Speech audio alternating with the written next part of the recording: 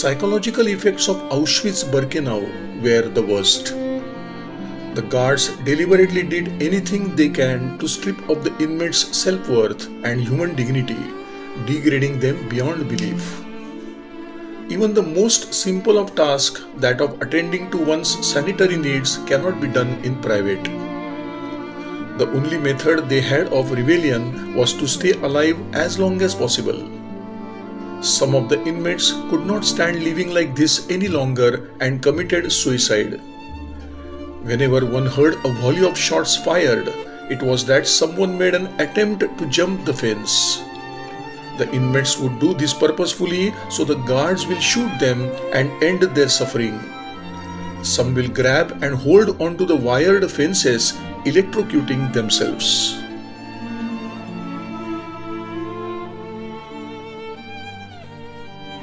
And then there are those chimneys, which at first look so reassuringly like a factory, and all the while you wonder. You see smoke, you see the fire pouring out, you feel the stench. At first you ask questions. What is being burned there? What is being manufactured there? The first answers you hear, it's a factory, they work. Next, when you feel this is not sufficient, you begin to ask more questions. You find out or you get answers. Our clothes are being burned there. Our papers are being burned there. Our hair is being burned there.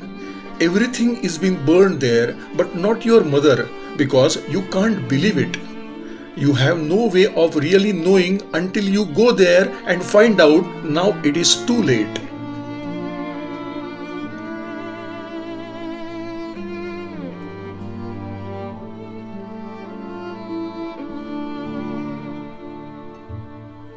In the history of mankind, there have always been brutal men, murderers and sadists.